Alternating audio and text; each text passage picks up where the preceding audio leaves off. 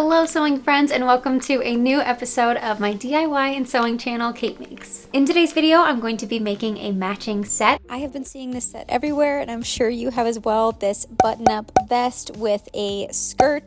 There are a lot of different ways I've seen this, but I love them all.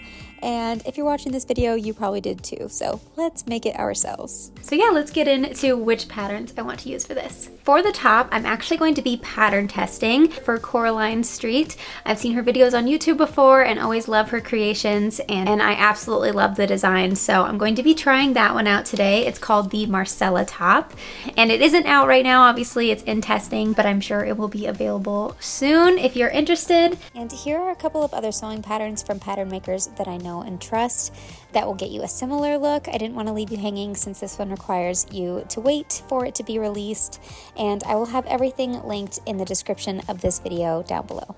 And for the skirt, I'm going to be showing you how to do a self-drafted gathered skirt. And I'm going to be using this gorgeous fabric. I got this at the Joann's closeout sale and I absolutely love it. It is a linen blend. It does have something in there that I think will help it not wrinkle quite as badly, which is really nice. And I am playing a bit of a risky game. I wouldn't recommend using your nice fabric for a pattern test. It's definitely a risk to do it like I'm doing it, but that's just the way I like to roll. So I'm going to cut into my very pretty fabric and hope for the best.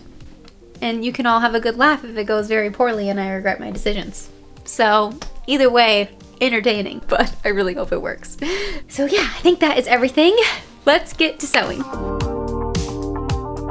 So if you do end up using the Marcella top, there is a good amount of prep work that you have to do. So obviously you have to print the pattern, put it all together, and cut it out, which is what you're seeing me do here. And then also there's some interfacing and some stay tape that you have to apply. And then now I'm finally working on the back tie straps.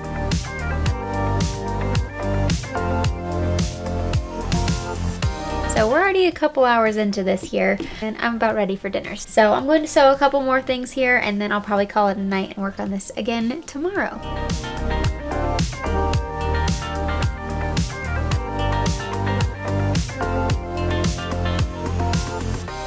It is a new day. I only had a couple hours to work on this project yesterday, so we're back at it for another day. I am just going to be attaching some back panels and moving along as quickly as I can on this cute button-up top.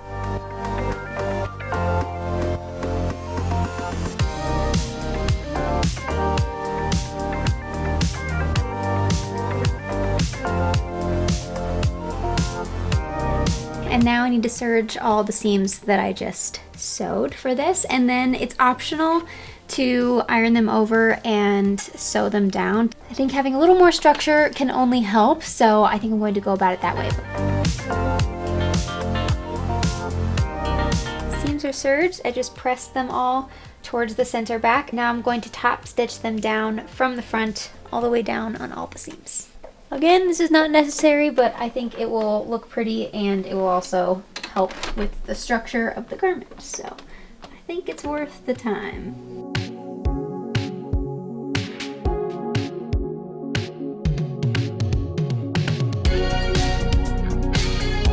Now we attach the front and back at the shoulder seams.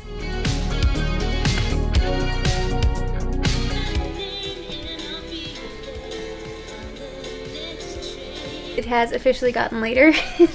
Just got done with a very fun taco night at home, and now I am back to this project. And yeah, I think it's going well so far. I am fully lining this, which always makes things a little bit more difficult.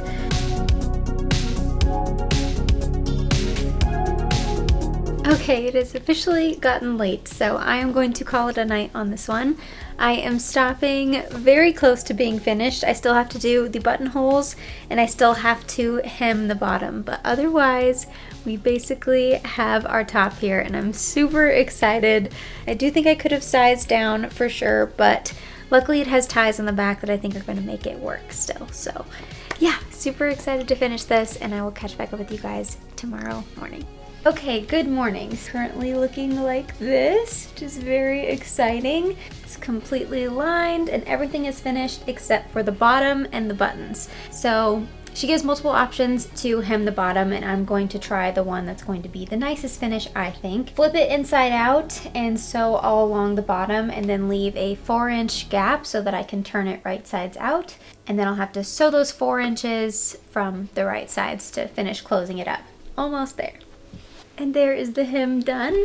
I think I'll go ahead and slip it on and just double check that I like where the buttons are placed. I just have it marked with blue chalk on here. In order for this to fit my bust measurements, I had to go up in size, and I was hoping with the tie it would kind of compensate, but it is still a little bit loose from like my bust down. So I think it's still a nice fit. It's a little bit loose, but yeah, I am going to go ahead and get the button sewn on here, and then this top is finished. Okay, so I'm a bit torn. I was hoping I had a larger size of this button, which they're pretty plain, but they're a little bit iridescent, and it's a little smaller than I would like, but I mean, it's pretty typical like shirt button size. So if I kind of want them to disappear, I think this is a good choice. But the other option I have is kind of more of a statement button, and this is a kit to make fabric covered buttons, which I also think are really pretty. So they won't be silver like this, it would be covered in this same fabric. So it would be kind of like this, and that is much larger, definitely more of a statement. But I think it might make it kind of special, but I'm just not sure because these are kind of large. So I feel like these ones are sort of too small and these ones are sort of too big, but this is what we have to work with. So I don't know, put down in the comments which one you would choose. Would you go with the fabric cover buttons or these ones? Okay, and then for the buttonholes, I think I'm going to switch out my thread to this nice light blue because it's just kind of a fun touch anyway, and I think it'll look pretty. Okay, I think I've finally decided I'm just going to do the regular buttons just because I really like the way the fabric buttons look, but I just think that they're too big. I think it's going to make it look, I don't know, a bit clunky or something. I think they just look a little bit more like dainty and feminine, and this is sort of a girly dainty outfit that I'm pairing with the skirt, so I think it'll go better overall, even though I think the fabric buttons would have been super cute in this fabric. Hey, my little test went well. I really like that color thread actually, and I just left my bobbin thread as the off-white. I don't mind how that looks either, so I am going to go ahead with this now on the real thing.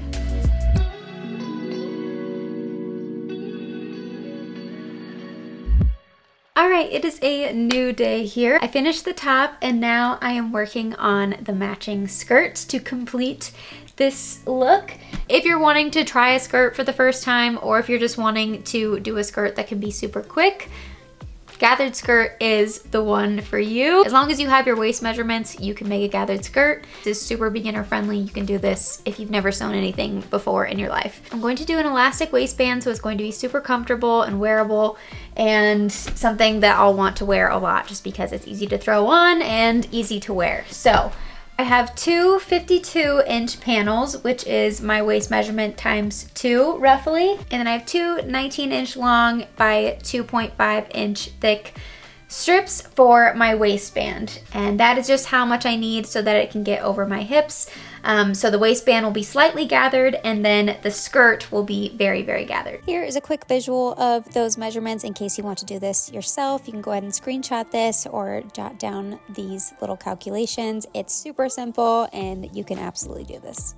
So this should be super easy and quick to sew together, and I'm very excited to see how it all comes together. This is going to be like just midi length, and that's just how much fabric I have left. I have a little bit of scraps left, but not enough to add to this skirt. Okay, let's get sewing.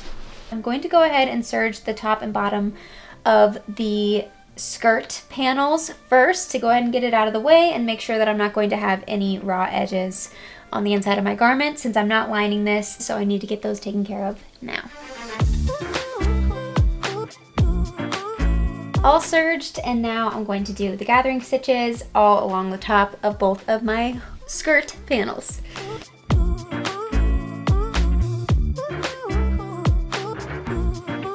Okay, now that the skirt is gathered, I just pinned it right side of the waistband facing the wrong side of the skirt.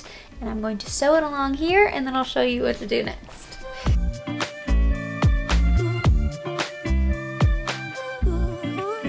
Okay, so that waistband is attached. Now I'm just going to go iron this nice and flat and press the gathers as well so that loses some of its bulk.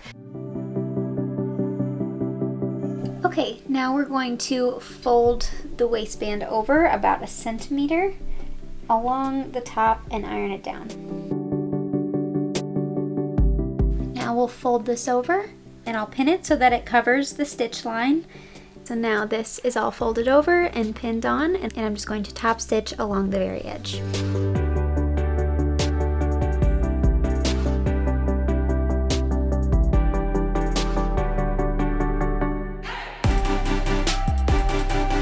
I'm going to use 1/2 inch elastic and I'm going to cut it in half and put one through the back skirt and one through the front skirt, and then just attach everything along the side seams.